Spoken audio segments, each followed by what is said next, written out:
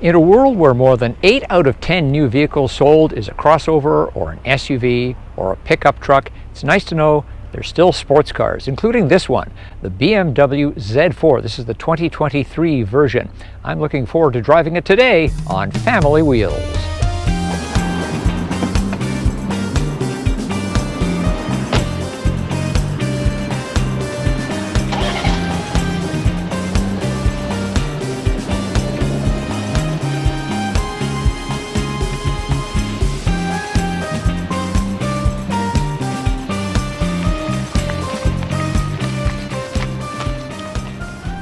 BMW made the previous generation of the Z4 from, what, 2009 to, let's say, 2015, don't hold me to that, somewhere around there, and then picked it up with this model in 2019 as a co-production with Toyota.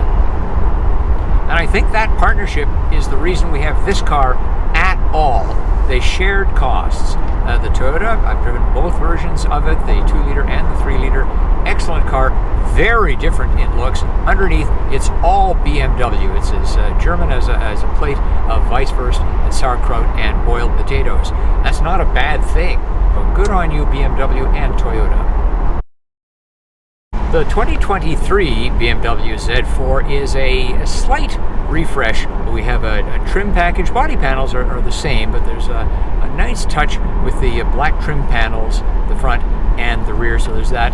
Significantly though, on this model we do get the M adaptive suspension. That's a really nice addition. Also, limited slip differential. Although this is called a 3.0 model, it's actually a 2-liter turbocharged 4-cylinder engine that is familiar to anybody who's had a BMW in recent years, really. Well, here we get 255 horsepower. Yes, the 3-liter is available and it has 382 horsepower. I have not driven it in the Z4, but I have driven it in the Toyota Supra 3.0. I can tell you it's an absolute stormer. It's wonderful. Nonetheless, your 255 horsepower here is absolutely plenty. And even at that, I could feel the rear wheels struggling a little bit at the back, although we have really wide tires, 275s at the back, and it certainly needs them. So there's proof that 255 horsepower is oodles, especially when it's from a turbo and the torque comes on nice and early. Neither specification of the Z4, this one or the 3-liter turbo, is available with a manual transmission. What you get is the ZF 8-speed automatic. I happen to think that the ZF, I believe it's called the HP8, is the finest automatic transmission ever made. That said, I have considerable experience with the previous model Z4 and a 6-speed manual, and of course, for those of us who like a manual transmission, it's a lot of fun. The Z4 handles very well. Really easy to point into a corner, follow through, come out the other side. Rear wheel drive adds to that feel when you get on the gas and sets it down and away you go. Just a pleasant experience all around. The tires, by the way, are 255 wide up front, 275 wide at the rear, and that is a great deal more than the previous generation of Z4. The Z4 has a really sharp turn-in, like the initial turn-in. That always contributes to a feeling of confidence and sportiness. And boy, do those big tires hang on. Let's take a fairly tight on-ramp, in comfort mode, I might remind you. No drama. No drama at all. One interesting feature here on the Z4 is there's a G-force meter. And that was a little over 0.6 Gs.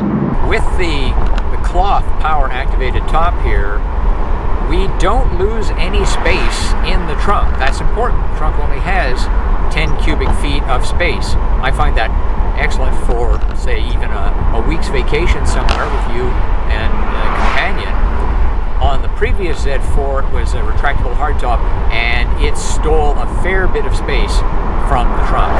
Additionally, that retractable hardtop was, of course, heavier and more complicated. You can lower the top at low speeds as we head down our neighborhood bumpy road. Wow, amazing. Potholes, patches, speed bumps. The Z4, a sports car, A convertible sports car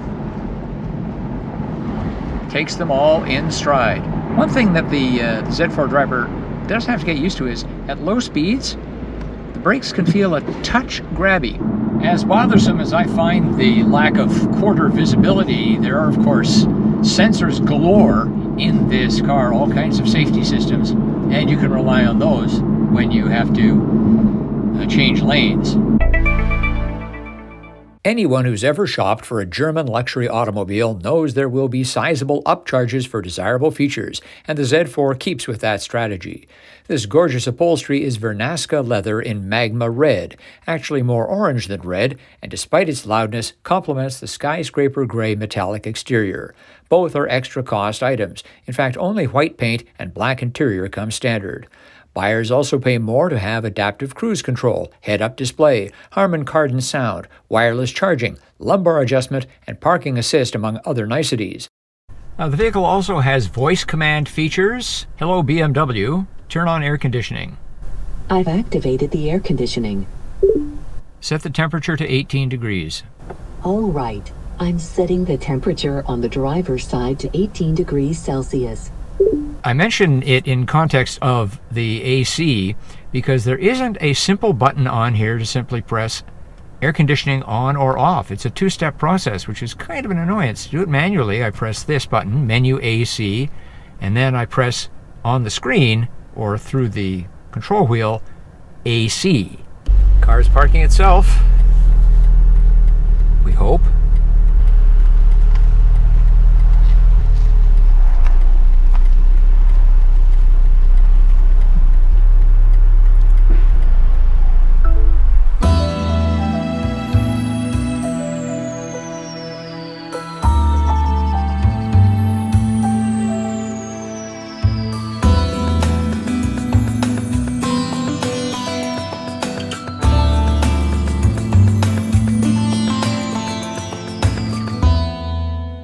I've had a simply great time with the 2023 BMW Z4. Just a sensationally fun car to drive, also sophisticated, so elegant, and isn't it great that auto manufacturers, a few of them anyway, are still making open-top sports cars like this? What do you think? Leave a comment. As always, thanks for liking, thanks for subscribing, thanks for watching. I'm Richard Detman, and I'll see you next time on Family Wheels.